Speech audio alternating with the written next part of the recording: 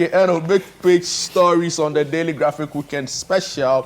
Accra Catholics march against galamsey.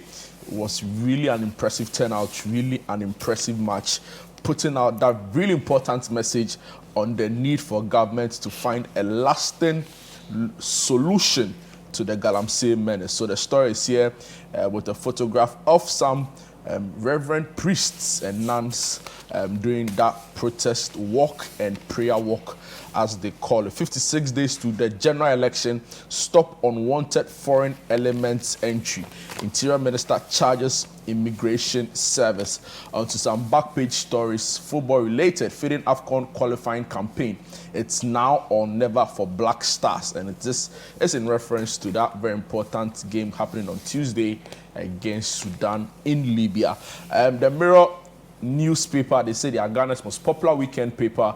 Stigma prevents us from sharing breast cancer stories, and this is coming in from Phyllis Bachman, I believe a breast cancer survivor herself. And, we discussed this on the show last week, the role of stigma in limiting people to come out to share their stories so as to inspire other people. And Madam Phyllis Bachman has been saying exactly that. Prostate cancer affects fertility, can be fatal if undetected, and that's coming in from a medical doctor. So these are some of the big page, the front page stories on the weekend newspapers we have here.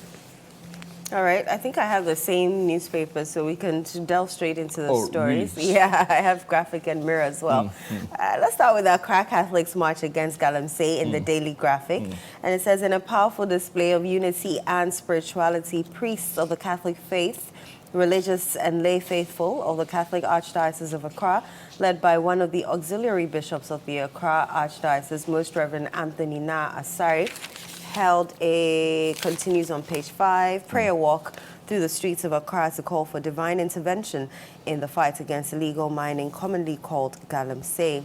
Yesterday's event brought together leaders and members of the church to pray for the cessation of the environmentally destructive practice that continues to ravage parts of the country. Hundreds of people, mainly from the Catholic faith, marched in solidarity, some carrying placards with messages such as, "Our home is on fire.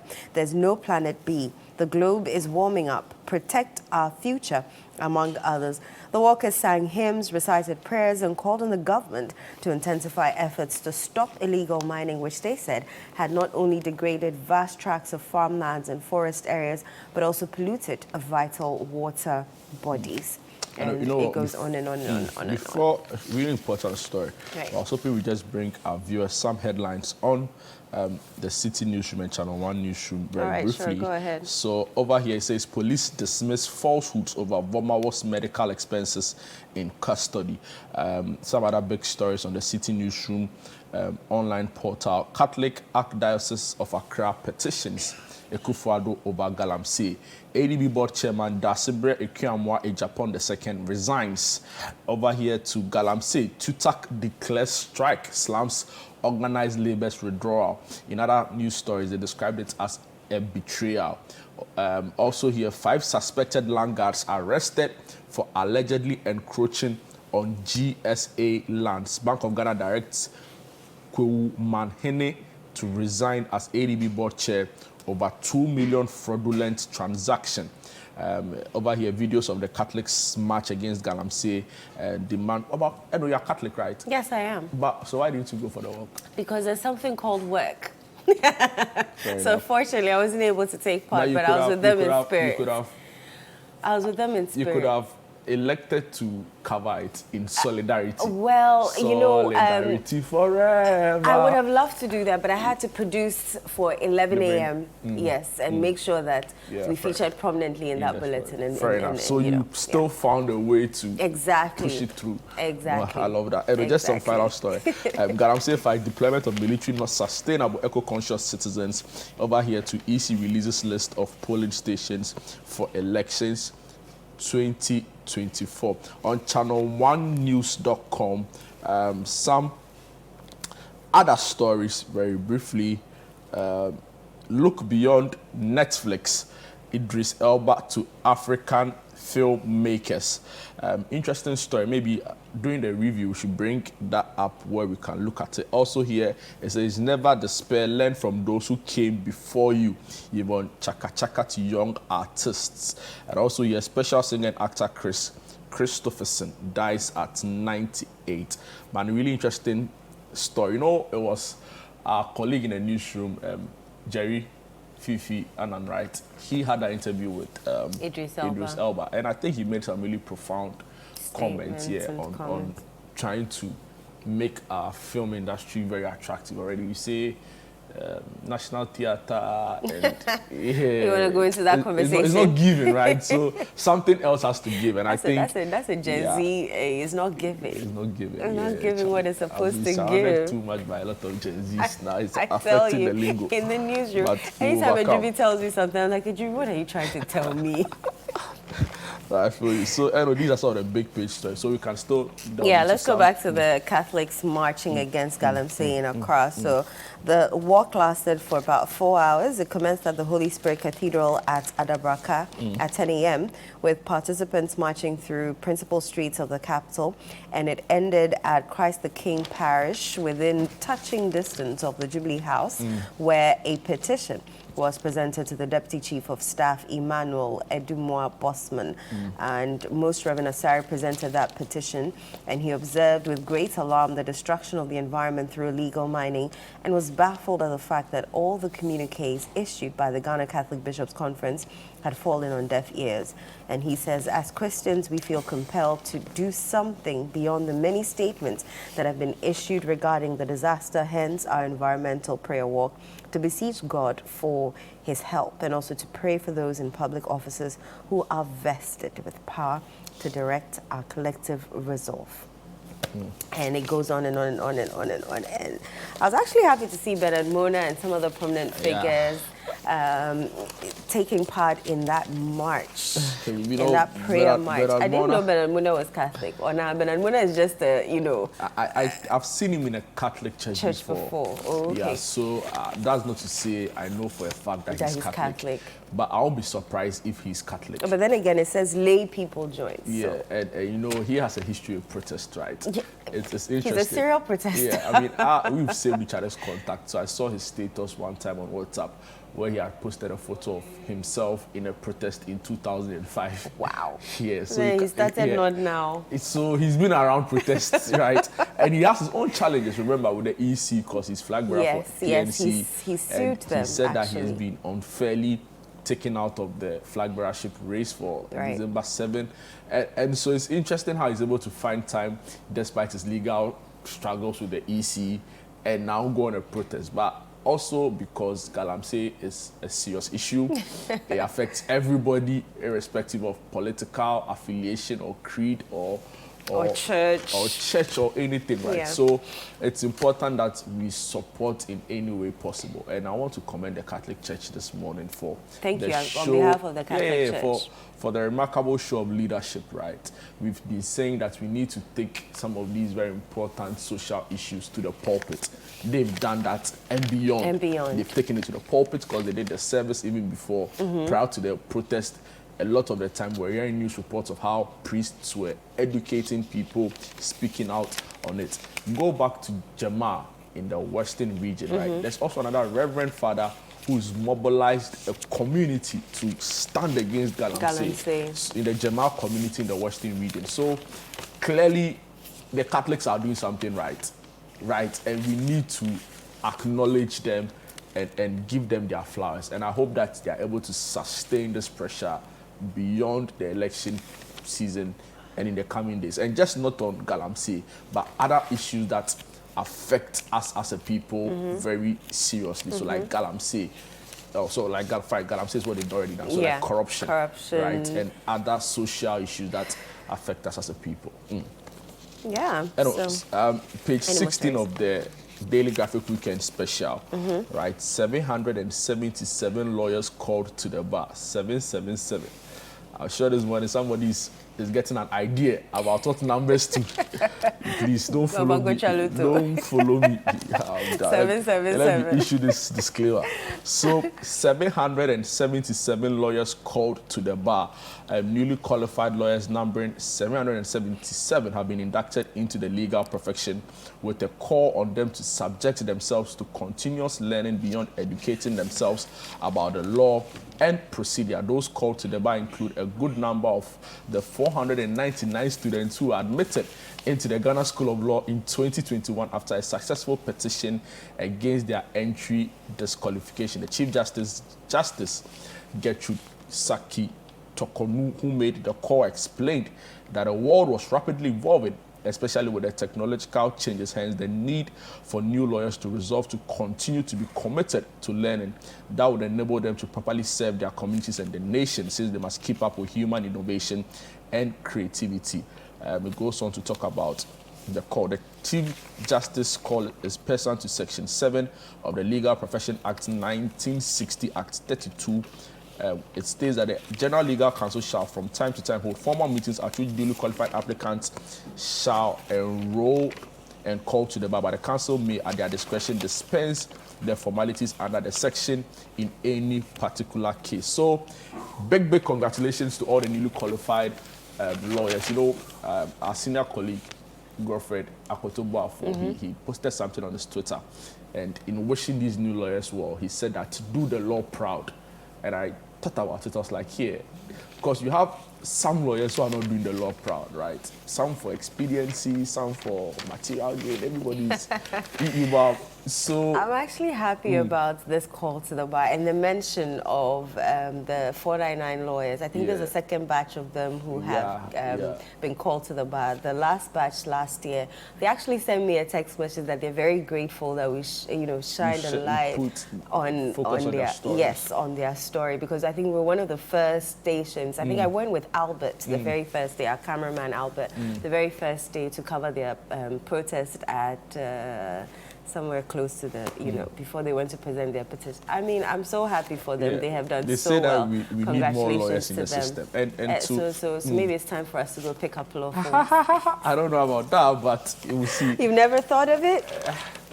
Not really. You know what? We'll see. I mean, special shout outs to a friend who was part of this 777, Priscilla Adombento. So now we can go and fool it. So right we have lawyers on our when side. I'm walking in town, you hear from the slightest mistake, you hear from my lawyer soon. But you know what I'm talking about. So Priscilla, congratulations on your call to the bar. I know how much you've worked for this, and I'm so happy to share in your joy in this particular moment. I'm coming home to just a party. We have to.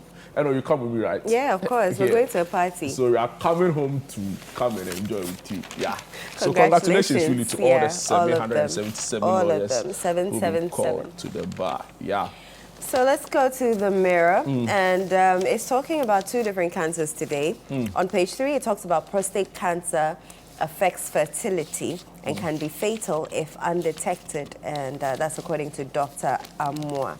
So they're also asking that you screen early so that you can prevent, infertility, etc. And he's advising men, Dr. Yao Amwa, a urologist, is advising men to take regular screening for prostate cancer more seriously, since it not only affects fertility, but can cause death. If nothing at all that can cause death should scare you. On page 6, the cover story, which is the stigma preventing us from sharing breast cancer stories, according to Phyllis Buckman. She says a major reason some survivors of breast cancer share their difficult stories is to encourage others going through treatment. According to a breast cancer survivor, Ms. Phyllis Buckman, although sharing such stories helps families affected by the disease, many survivors keep to themselves out of fear of being stigmatized. She said when she completed treatment, it took 2 years for her to be able to speak about it, because I was mindful of the comments people would pass about me, and also because I had a daughter. I was worried people were going to look at us in unpleasant ways. It takes such boldness and courage really to come out and tell your story really after going through such an ordeal. And if you look at the center spread, she shares a photo of herself doing chemotherapy, right? Yes. So, I mean, we need to celebrate such boldness, and it's important that people like her come out to speak, right? To demystify the stereotypes and the misconceptions. There's even a picture of her, you know, after her mastectomy, the scar from her surgery, and she's basically, you've seen that one? Yeah, I've seen that one as well. Yeah, and she lost all her hair during chemotherapy. I mean, she's a survivor. It's she needs to be celebrated. Amazing story of grace, right, and courage. Yeah. And I really applauded this morning Madam Phyllis Bachman for coming out. There are also photographs of herself, and I think a group of other medical doctors. We need people coming out to share their stories. And we've said that if you look at a lot of the cancers, right, not too long ago when we had a chance to discuss childhood cancer during the Childhood Cancers Awareness Month somewhere last month, you know, the major issue for a lot of people, of course, there was the cost issue because they can't afford the treatment, right, and they called on government put in place as the NHIS. It should be able to take off our cost for us. Then they also talk about the fact that, see, stigma is a big thing. People don't want to even share a public space with them again after they hear that they are going through treatment for some of these cancers. Even though we've learned that cancers are not transferable in the manner and way a lot of people think it is. For some reason, people are very hesitant in dealing with them. And, you know, it can be very frustrating, right? People have ended their lives because of that. So we need to put out a message there, right? And I celebrate this morning Madam Phyllis Bachman for coming out very boldly to share her story. There's a story here that baffles my mind and still in the mirror. Jamestown Lighthouse loses revenue over disagreement. So a bit of the story reads, 6 years of disagreements over the collection of revenue at the lighthouse at Jamestown in Accra has resulted in the closure of the site to the public. The impasse has made the facility unattractive, and many tourists, both domestic and from across the world who frequent the facility, have repeatedly been denied access. This came to light when the Mirror visited the lighthouse at Jamestown on Wednesday, October 2 this year. According to the tour guides at the facility, some elders of the community were at each other's throats over the rightful custodian of the revenue generated. They said others were also claiming authority over the place. The senior tour guide, who said he had worked at the facility for over 30 years, Mr. Vistego, giving a background to the confusion, said in the past, the two elders were the caretakers of the place and had been disbursing the revenue cordially.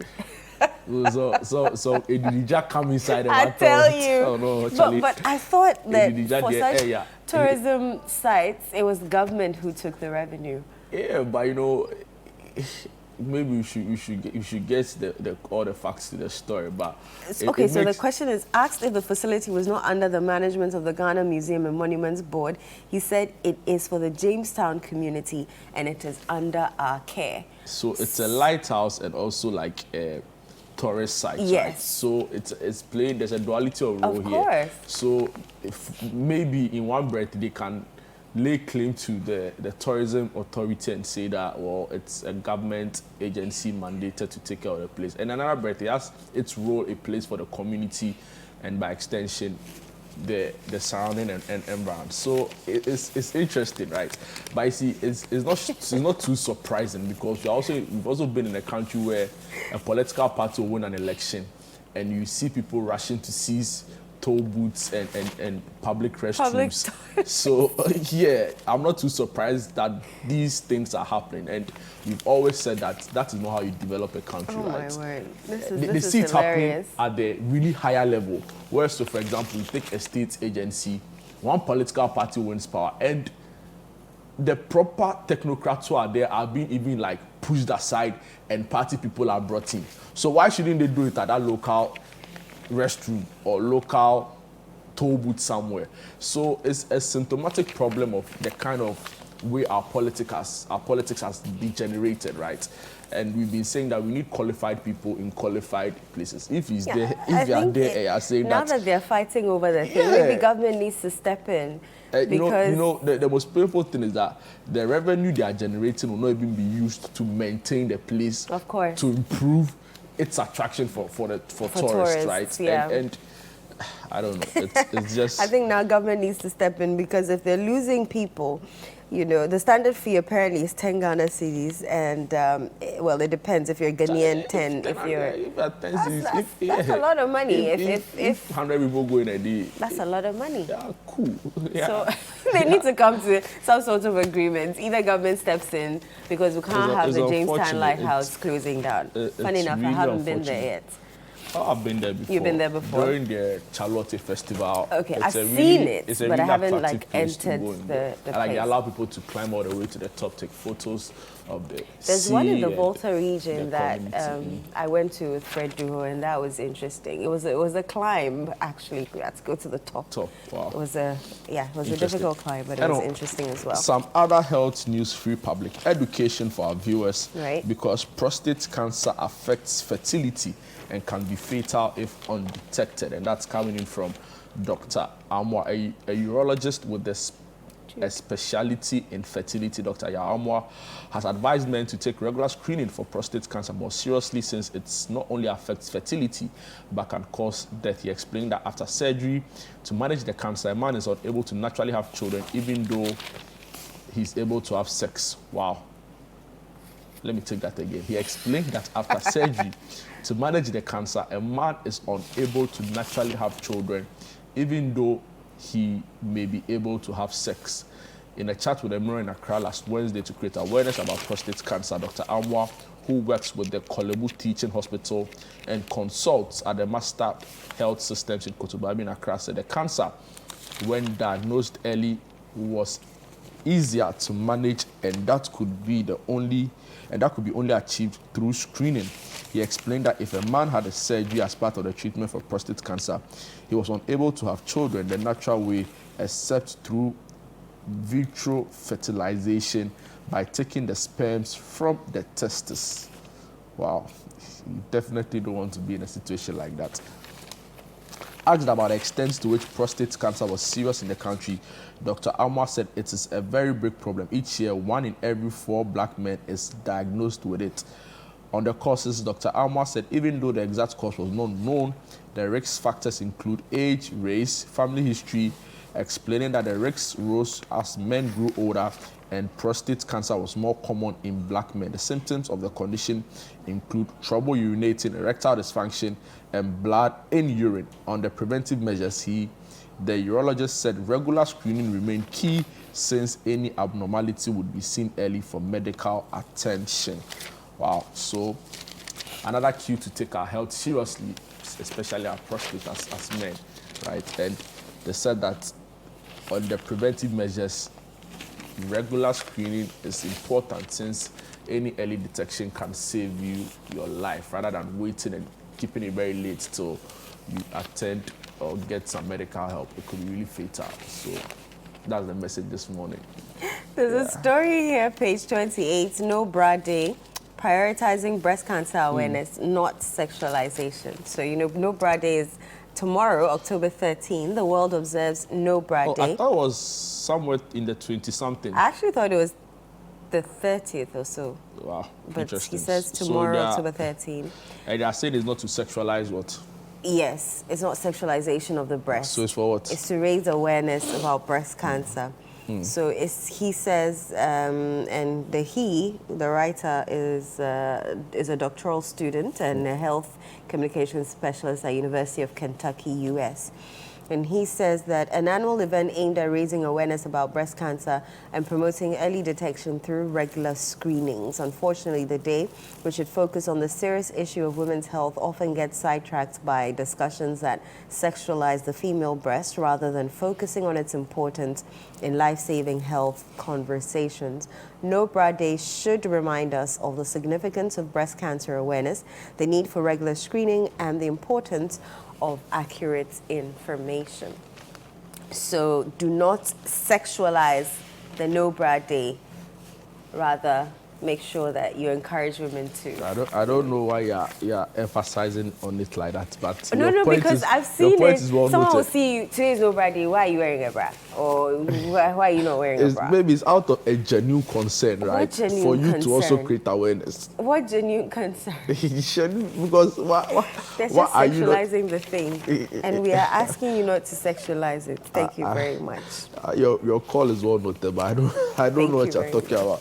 Anyway, Edo, just before we go, it's important we just keep the conversation around galamsey still going on, and in that regard, government is doing some effort or putting in place some efforts to meet the demands by organized labor and the general public after that groundswell calling on government to act against galamsey. So this story by Fred Duho, who's been with the military deployment to galamsey areas, he reports that anti-galamsey task force destroys 10 Changfang's other mining equipment on the Pra River. The anti-galamsey task force Operation Halt has intensified its crackdown on illegal mining activities, destroying key equipment used for illegal operations on Ghana's river bodies. In their latest move, the task force destroyed 10 Changfang's, a pistol, and 8 water pumping machines on the Pra River in the central region. This follows the burning of 30 pieces of mining equipment on the Brim River in the eastern region during the first day of the operation. Speaking to City News, Colonel Eric Tinedu, commander of the Operation Halt Task Force, emphasized that the team had also dismantled several other machines used by the illegal miners. He explained that the task force rapid deployment from the eastern region to central region on the second day was part of a strategic effort to outmaneuver illegal miners and prevent them from relocating their operations. So some efforts by government. People have said that as to whether it is the solution to the problem, we are not too sure about, because in the past there have been reports about how the military and other security officials go into galamsey areas and they leave out richer than they went there, right? So we need to sustain the pressure. It won't be an easy fight. Nothing won or nothing worth nothing worthwhile really comes on a silver platter. So we need to just keep at it, right? Organized labor, yes, they backed out. At least they brought in some demands. So it's still, the responsibility lies still on the media and the general public to sustain the pressure and get government to act. And I think if we do that, we'll make some gains. Remember, you said you'd bring them Look Beyond Netflix, Idris Elba to African Very filmmakers. importantly, yeah. And a bit of the story reads, renowned British actor and producer Idris Elba has urged African filmmakers to diversify their distribution channels and look beyond popular streaming platforms such as Netflix or Amazon Prime Video. The Beast of No Nation actor acknowledged that while such platforms are great for showcasing African content globally, true success lies in building local capacity and infrastructure. Speaking at this year's Africa Cinema Summit, which opened in Accra on Monday, October 7, Idris Elba, who is passionate about empowering Africa's film industry, said he wanted a robust sector that can sustain itself with a distribution network independent of Western platforms. The lifespan of African cinema is endless. We need to talk about distribution. We need to talk about how to grow the industry. For instance, filmmaking in Ghana is growing, and we have seen fantastic stories and creative talents, not to mention the fantastic wealth of tourism. We have to win our developing market in Africa in as much as we want to appeal to the international market. We have to win our own first. When you watch American box hit movies, usually they make box offices in America before other countries. For him, the key is raising the profile through better infrastructure, distribution channels, and connecting filmmakers with audiences on the continent and globally. Yeah. And I will tell you this, there have been times I have actually struggled to watch our very own movies. It's not pleasant to the eye or what? Oh, it's not that it's not pleasant to the eye. Sometimes the script is winding, the story is and you don't know the head or the tail. And so I honestly find it difficult to watch movies. I understand you. Yeah, I can imagine the action ones where there's like some superhero and there's a shooting scene. Oh God. India for I'm telling you, we need to do better. We need can. to do better.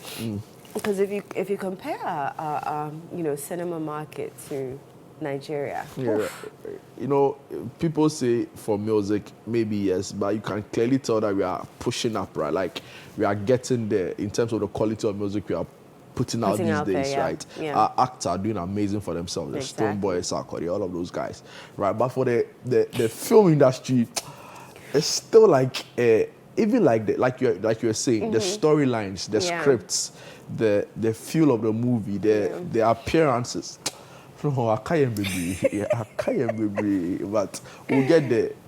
We'll get there. Yeah, we'll get There's there. hope. There's hope. definitely If we hope. pump, the needed revenue, It's sometimes get better scripts, yeah, so script writers. the money is important, producers. right? Because the money pushes it, but also like the kind of network, the kind of exposure, right? So what are our filmmakers here exposed to? Like, have they been around the best in the industry before?